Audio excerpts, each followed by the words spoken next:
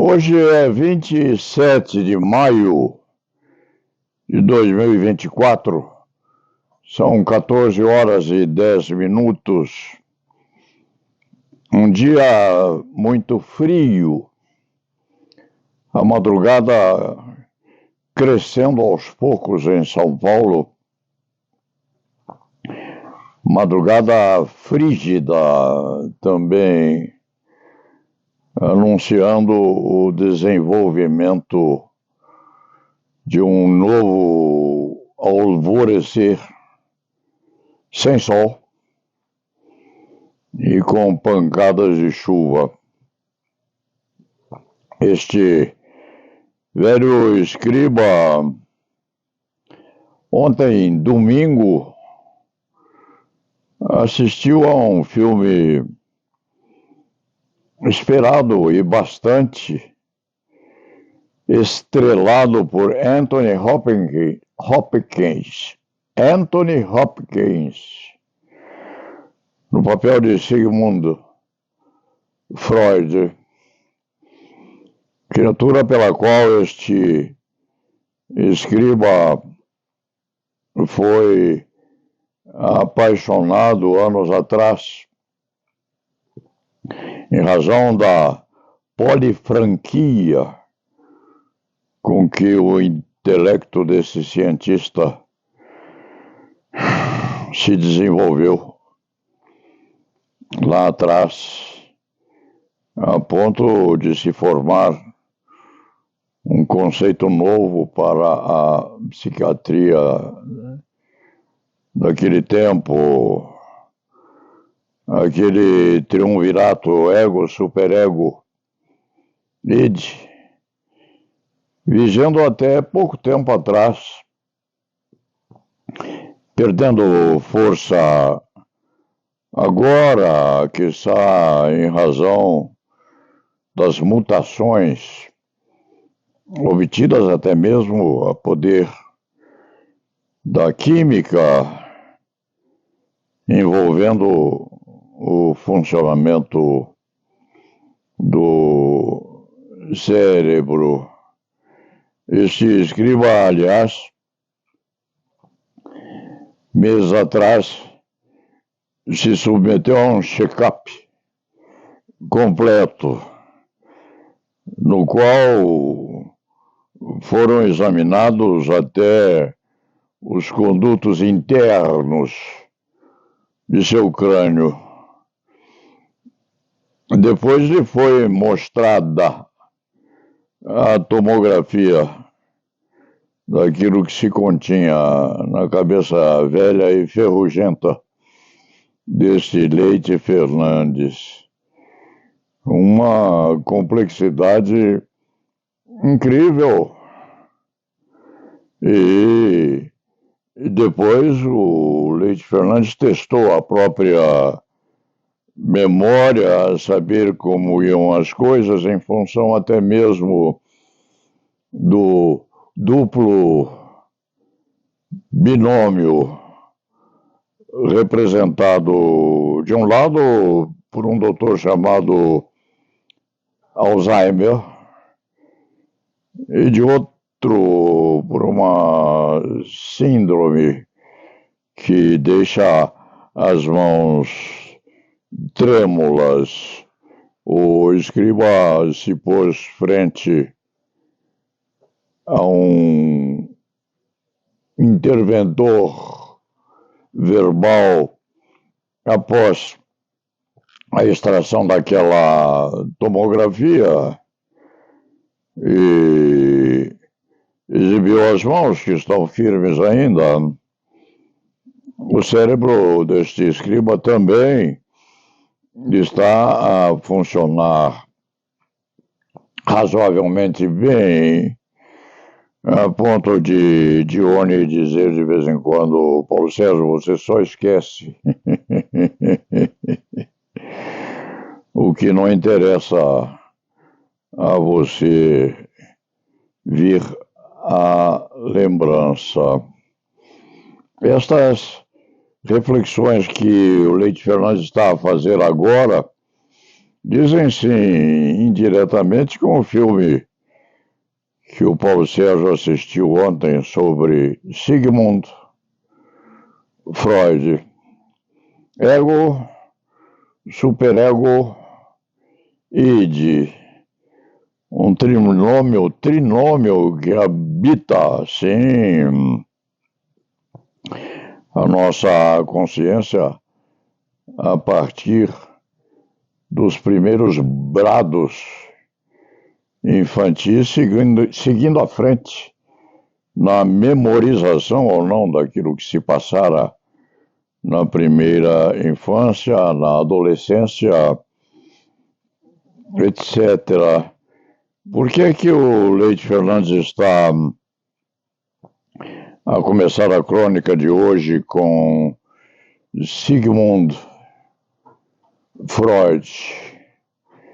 Porque se lembrou do próprio passado, daquilo que lhe acontecia na medida do possível a relembrança, quando estava a partir da adolescência para a maioridade, da maioridade para a maturidade, e dali para fenômenos diversos, envolvendo inclusive o passado, a própria vida, e daquilo que lhe vinha à memória no entretempo. É que o Leite Fernandes havia resolvido editar pela quarta vez um livro que se esgotara depois da terceira edição e nunca mais fora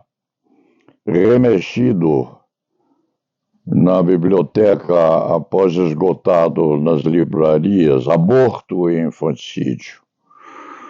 O Leite Fernandes escrevera isso, sim, quando professor ainda obscuro, por certo, lá numa progressiva cidade do litoral de São Paulo, decidira estabelecer uma série de estudos sobre o nascimento, a gestação de seres humanos, o desenvolvimento do feto, do embrião, até que se forme ou até que se formasse aquilo que significa hoje a carcaça dos seres humanos. E nesse estudo que Paulo Sérgio fez, acabou produzindo esse livro, Aborto e Infanticídio, com características muito curiosas, muito estranhas, porque o Leite Fernandes escreveu a obra, tentava encontrar uma editora que a pusesse viva entre os leitores e não conseguia editá-lo. Então, o Leite Fernandes conhecia de nome, ao tempo, uma criatura maravilhosamente provida de atributos intelectuais que se chamava professor Flamínio Fávero, que já era, àquela época ou naquele tempo, professor emérito na Faculdade de Direito do Largo de São Francisco e em faculdades de medicina muito bem renomadas no próprio país.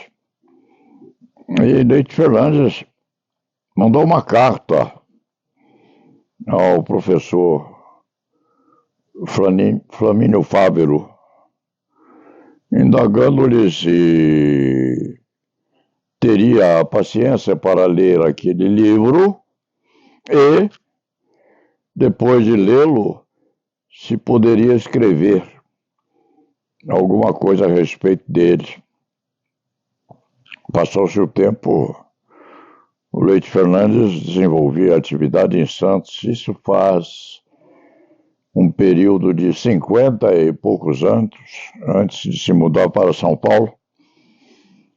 Passou-se o tempo, bastante tempo. E, de repente, numa bela manhã, naquela cidade praiana, aparece à porta da residência desse Leite Fernandes quem? Um homem já amadurecido, já de cabelos brancos, sobraçando ou com os originais do livro Aborto e Infanticídio, escrito por Paulo Sérgio embaixo do braço. Tocou a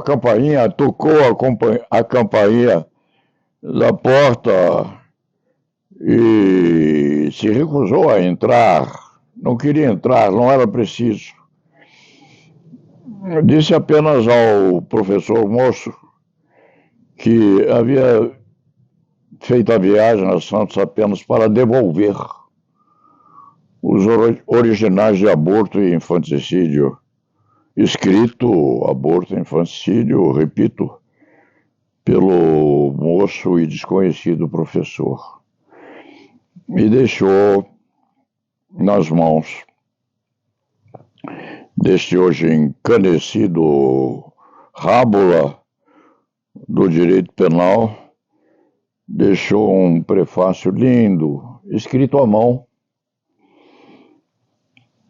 cuja redação eu tenho ainda e que há de constituir, escrito à mão, embora, o prefácio da 4ª edição de Aborto e Infanticídio, que estou a terminar, mandando-a, enfim, às editoras que queiram a obra e hão de querê-la agora, porque com o desenvolvimento da vida e ficando um pouco mais conhecido, Leite Fernandes se tornou mais reconhecido pela literatura especializada nacional.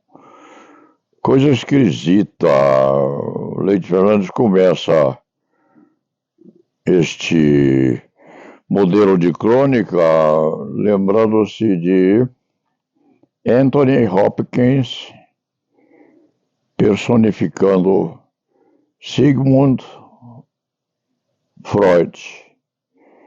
E o personagem faz exatamente aquela pessoa que começava a vida quase adolescente, com seus 9, 10, 12 anos, e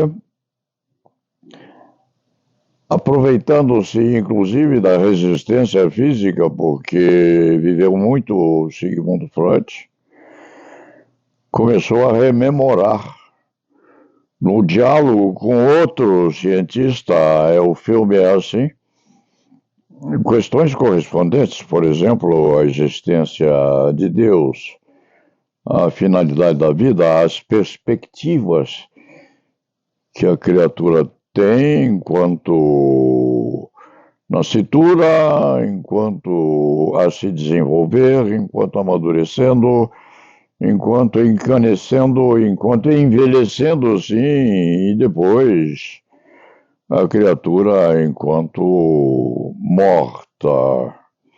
Daí surge no filme que o Paulo Sérgio viu ontem a disputa sobre a existência ou não de Deus. O que tem isto a ver com aborto e infanticídio? Tem uma relação remota, sim, mas o cérebro humano é assim, com seus bilhões de condutos cerebrais, vai trazendo perspectivas de um lado e de outro, numa produção infindável de consequências. Qual é a relação desse filme com a crônica de hoje? é que se fala em Deus, fala-se na vida, sim, fala-se no desenvolvimento humano, comenta-se e, em não se comentando, se pensa naquilo que forma a vida do ser humano, em como os seres humanos ou não se desenvolvem na natureza e como se procede a produção, sim, do primeiro vagido da criança excrescente do útero materno, havendo quem afirme que o feto na barriga da mãe, aos 6 meses, já escuta a voz daquela que o guarda nas intimidades. Por que o Paulo Sérgio se lembra dessa coisa toda? Porque leu ou acabou de ler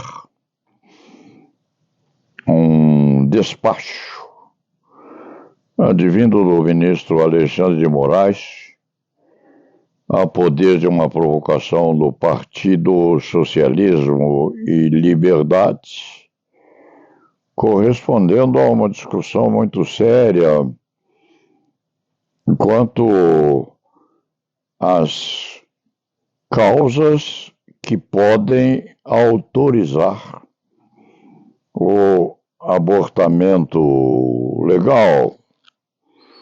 No Código, são aquelas causas resultantes da provocação à vida de estupro, ou seja, de gravidez provinda de consequência não consentida pela gestante, ou para lhe salvar a vida.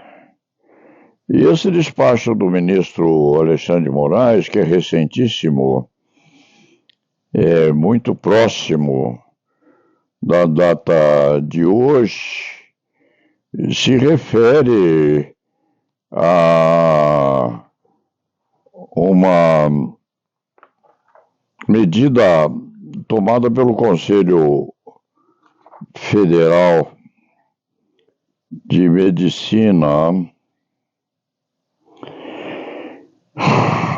O ministro Alexandre de Moraes apreciou uma medida cautelar na arguição de descumprimento de preceito fundamental, arguição esta número 1141 do Distrito Federal. Provocada tal medida cautelar pela advogada Bruna de Freitas do Amaral e outros, com relação a uma medida assumida pelo Conselho Federal de Medicina. O que houve com essa consequência ou com essa provocação? O ministro Alexandre de Moraes, em 17 de janeiro, fevereiro, março, abril, maio deste ano, o ministro Alexandre de Moraes concedeu medida cautelar para, até julgamento final da controvérsia, suspender os efeitos da resolução do Conselho Federal de Medicina número 2378 de 2024, que estaria a regulamentar ato médico de assistolia fetal para a interrupção da gravidez nos casos de aborto previsto em lei oriundos de estupro. O que fez o ministro Alexandre de Moraes? Ele suspendeu, sim, a validez desse ato do Conselho Federal de Medicina, porque tal decisão do Conselho ameaçava, inclusive, recomendação da Organização Mundial de Saúde, que permitia a interrupção de gestações ocorridas após as primeiras 20 semanas de gestação. Afirmou o ministro Alexandre de Moraes que a resolução do Conselho Federal de Medicina aparentemente se distanciava de estándares científicos compartilhados pela comunidade internacional e considerada a normativa nacional aplicada à espécie. Transborda a resolução do Conselho Federal de Medicina do poder regulamentar inerente ao seu próprio regime autárquico, impondo tanto ao profissional da medicina quanto à gestante vítima de um estupro uma restrição de direitos não prevista em lei, capaz de criar embaraços concretos e significativamente preocupantes para a saúde das mulheres. Então, o ministro Alexandre de Moraes, nessa data que o Leite Fernandes mencionou, acentuou que essa decisão do Conselho Federal de Medicina, limitando a realização de aborto até praticado as primeiras 20 semanas de gestação, ou seja, as gestações ocorridas após as primeiras 20 semanas de gestação não poderiam ser interrompidas as gestações, mesmo aquelas resultantes de estupro.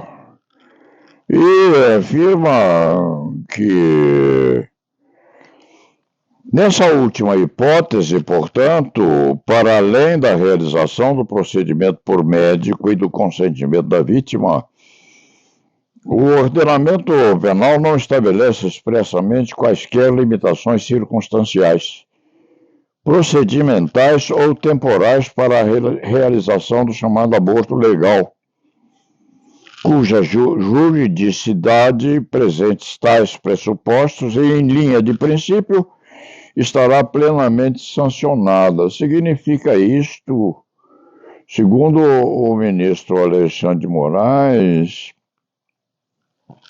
que o abortamento, mesmo aquele resultante de estupro praticado após as primeiras 20 semanas de gestação, é proibido, é ilícito e constitui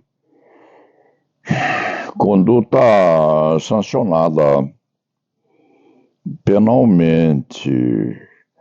Um raciocínio do ministro Alexandre de Moraes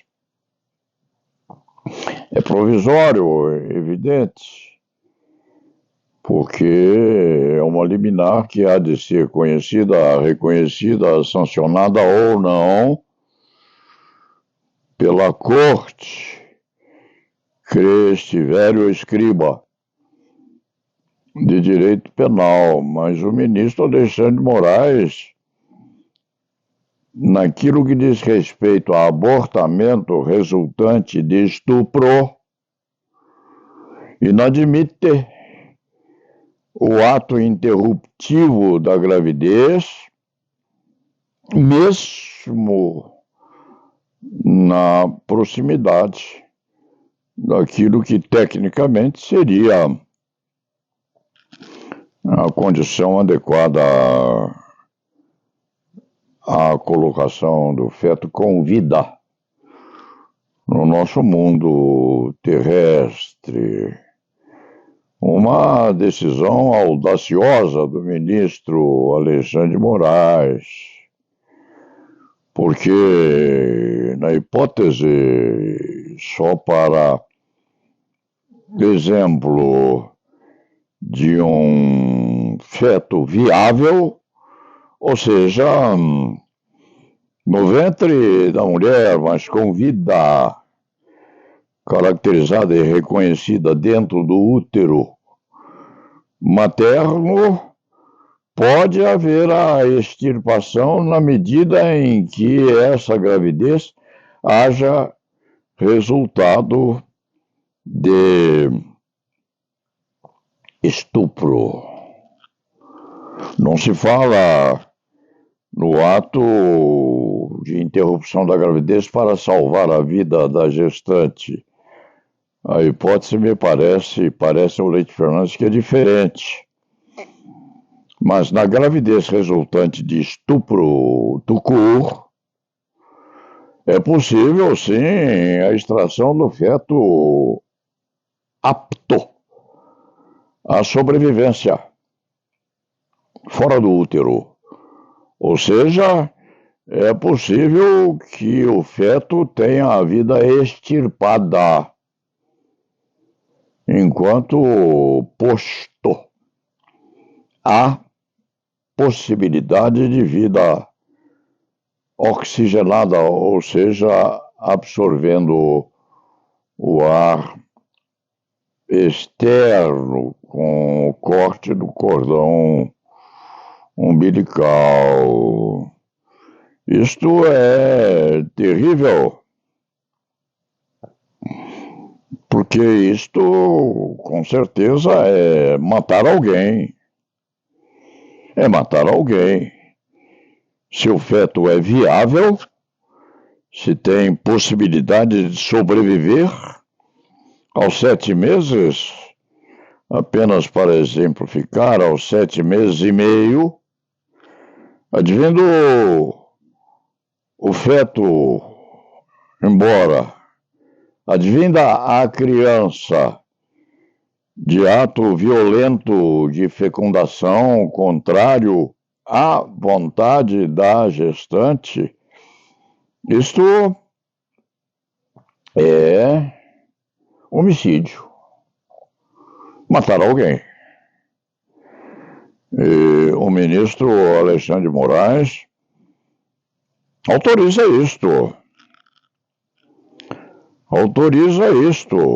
quando acentua, nessa última hipótese, portanto, para além da realização do procedimento por médico e do consentimento da vítima, o ordenamento penal não estabelece expressamente quaisquer limitações circunstanciais, procedimentais ou temporais para a realização do chamado aborto legal, cuja juridicidade, presentes tais pressupostos e em linha de princípio, estará plenamente sancionada. Imagine-se, racionalize-se, o cérebro humano é fecundo na cogitação de pensamentos correspondentes ao tema. Imagine-se um feto plenamente adequado à sobrevivência, com seus 7 meses de vida intrauterina, com 7 meses e meio, apto a viver quase com a possibilidade de uma aceleração de parto, e absorvido o fato pelo acórdão ou pela decisão do ministro Alexandre de Moraes, ser morto fora do útero materno, ou com apressamento da extração do útero materno, estrangulado, qual seria o comportamento adequado a morte dessa criança posta em contato com os ditos circunstantes, médico, enfermeira, parteira, seja lá qual for a condição do ou da interveniente. A criancinha está para nascer. Está para dar os primeiros vagidos, mas como é produto de estupro, com não consentimento da mãe ao ato engravidador, o médico piedosamente a estrangula ou lhe corta o pescoço ou lhe mete o bisturi nas artérias ou nas veiazinhas, mas ali a gravidez teria resultado de estupro e a criança em estado de nascimento seria parda ou negra. E a expectativa de todos, mãe e pai alourados, a criança negra é resultante de estupro. Então, um médico compassivo lhe mete o bisturi no coração, interrompe-lhe a vida de uma forma menos violenta, sufoca num quarto ao lado. Qual teria sido o pensamento do ministro Alexandre de Moraes enquanto lançava esse despacho? A lei penal não estabelece expressamente quaisquer limitações circunstanciais, procedimentais ou temporais para a realização do chamado aborto legal, cuja juridicidade presente tais pressupostos e, em linha de princípio, estará plenamente sancionada. O eminentíssimo ministro Alexandre de Moraes, por quem este antigo Rábula tem imenso respeito, há de precisar explicar melhor isto. O que significa limitação temporal? Eminentíssimo ministro, cuja coragem, destemor e cujo enfrentamento de aspectos difíceis do direito aqui assusta bastante. Este escriba que tem vontade, sim, de acertar. Tocante a abortamento para salvar a vida da gestante, a característica é outra, porque o nascituro ou morre ou mata a mãe enquanto nasce. Então, preservadas essas características extremadas, a solução, diz a lei, é salvar a vida da gestante, embora seja um tratamento absolutamente terrível no sentido de provocar emoções variadíssimas naqueles levados a exame de tais características intensamente intervenientes na razoabilidade do comportamento dos cirurgiões ou dos parteiros, ou daqueles que estiverem a intervir naquele ato decisivo a vitalidade do neném ou da mãe. Não. Paulo Sérgio está a se referir ao aborto ou ao abortamento concernente à gravidez provocada violentamente e sem o consentimento da gestante, ou não violentamente, em hipóteses extravagantes, mas sempre numa violência presumida. A função de juiz é alguma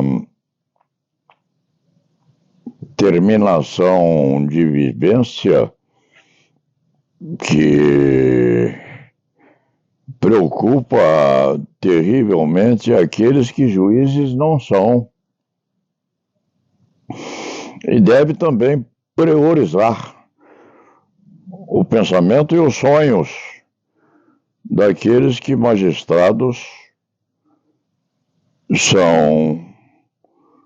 Qual é a decisão que seria, ao ver do ministro Alexandre de Moraes a qualquer tempo, quando a gravidez resulta de estupro, porque a lei não estabelece limites temporais? É exatamente a hipótese que o Leite Fernandes traz à discussão. E este velho escriba entende que o ministro Alexandre de Moraes, como outras decisões que coloca pululando a observância, a discussão, disputa da coletividade, o ministro Alexandre de Moraes precisa explicar ao povo e àqueles interessados em geral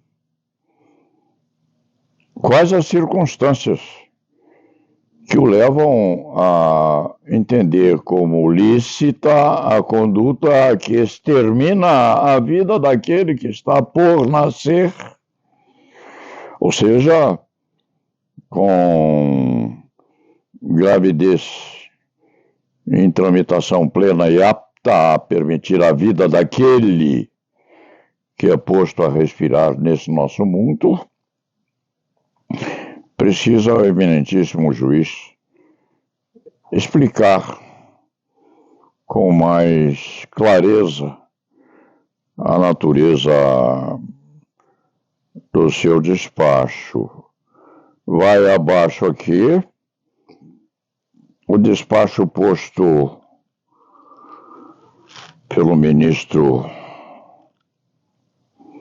Alexandre de Moraes, na medida cautelar, na arguição de descumprimento de preceito fundamental 1141 do Distrito Federal, e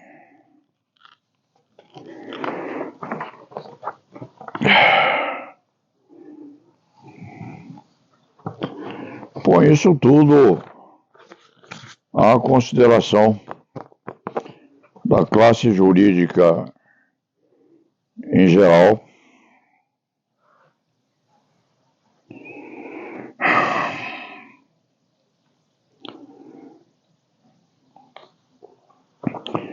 Conselho Federal de Medicina.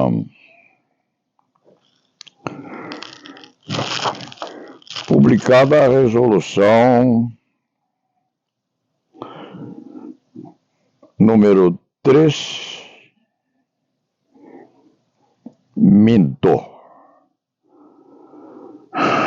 resolução CFM 2378 de 21 de março de 2024.